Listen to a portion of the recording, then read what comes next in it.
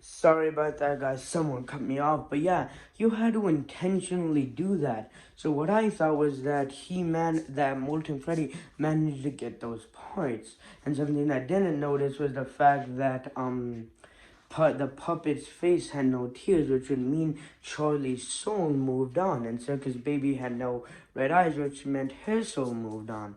But and right, and I learned that because of MatPat's video, but I had to stop watching because I had to do homework, right? And I just forgot about the video.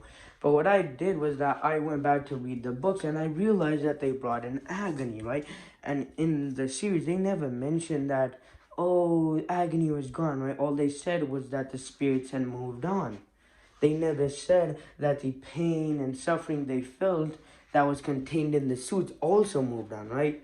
All the pain and suffering that they had to go through in the suits was still in there, and that was absorbed in the Molten Freddy, right? And game theory said, oh hey, I'm thinking that when Molten Freddy absorbs Burn Trap, Burn Trap manages to take control.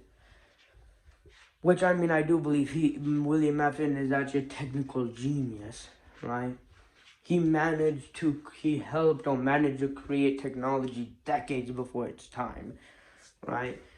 He literally managed to make a robot make balloons on our fingertips, have an ice cream machine that also produced cones, and more, right? Like, that's super advanced with the technology at that time, right? So yeah, I agree with that. But the part where like, oh, we're going through the memories and stuff, no, because because it would just be bad, right? Like they would have to explain separately on how it happened, or or they would have to explain it in the book, which would just be lame, right? And then if they do include it in the game, then that takes the whole mystery out of it. Like we know, oh hey, if we lose, it's not gonna mean anything because we ain't real, right? So yeah, I mean that just really wouldn't be, that cool. So what I actually think is happening is that it's kind of confusing, but what I'm thinking is that there's just not enough evidence to make a statement, right? Like, first of all, there's no evidence on why Gregory is saying, help me, whether it's actually him saying it or someone else typing it in, why there are two red dots, right? There's kind of an explanation on why she's black and white, but I don't really agree with that. And even if she was, why would her shoes still be lit up, right? Like, that's a distinct part of his memory enough, right? Like, he remembered enough that his shoes were lighting up for them to still be colored, right? So if she is the past memory, why wouldn't that be black and white too? But one thing he also did point out is that it's purple. And while I do agree, purple is an important, purple is very important for FNAF. It's William Afton's color. I just don't think I think it's just gonna be an end for it, right? It's not gonna be us going through his memory, right? And there's just not enough evidence before we make conclusions. Like, I'm not dissing on MatPat, right? He has no other choice. Like that, he needs to make the FNAF be satisfied. But for me, I'm just gonna wait until there's more evidence, right? First of all, why is she black and white, right? Like, if she is a past memory and we're trying to, make the good parts of the memory stronger to defeat the agony, then how did that happen? How did they use machinery? Or did it happen all of a sudden? If it happened all of a sudden, why didn't it happen in the original, in FNAF Security Breach? Like, when was he revealed, when he was revealed and alive, why didn't that happen, right? And we know this is a little bit after, the whole fire thing, because literally it's not cleaned up, right? We know it's not been that long actually, right? Sorry about that, but yeah, it's not been a long time because it's still broken, right?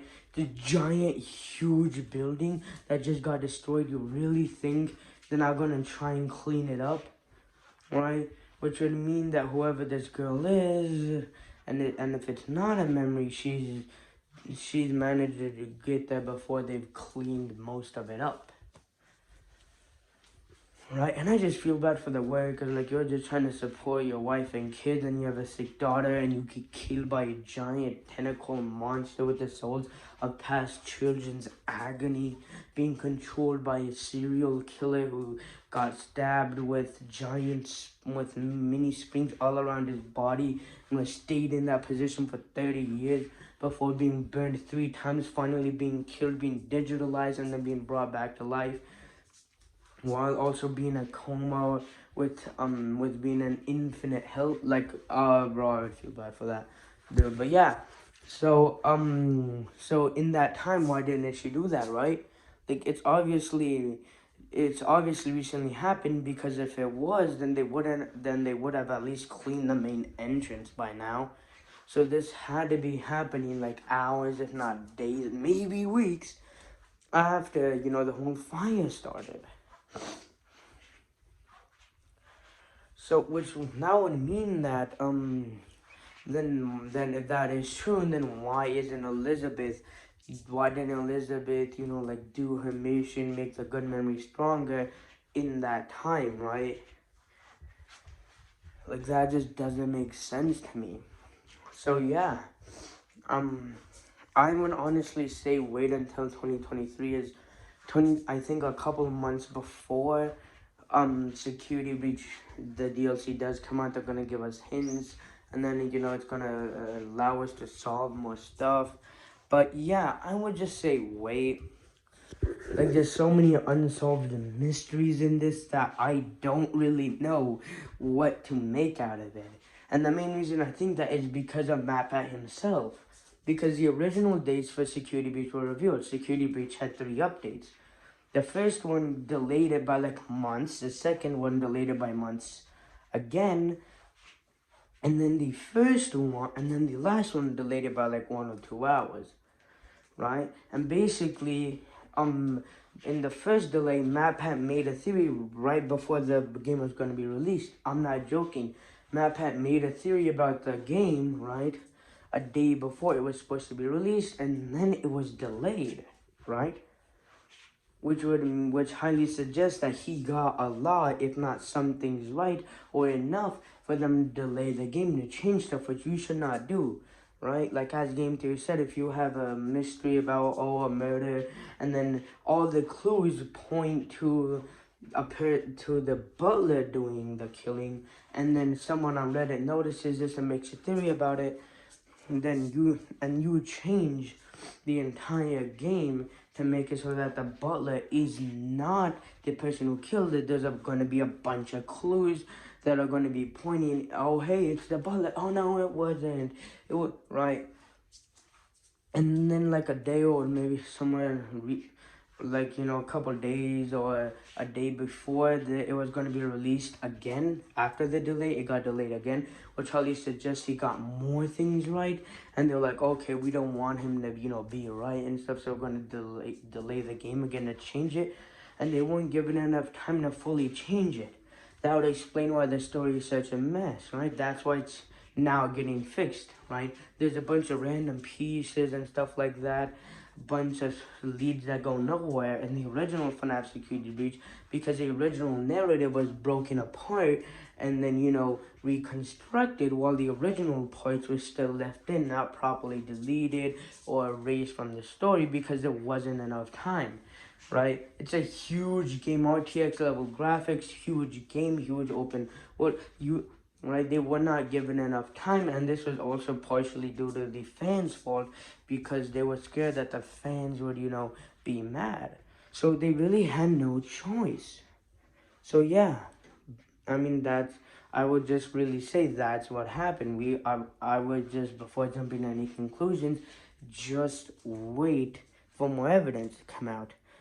Before making any judgments. Like, what if I'm massively wrong, right?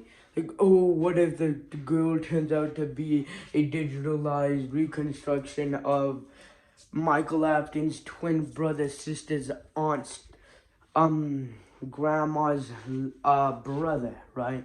Like, I, like, there would be no way to predict that. So yeah, bye.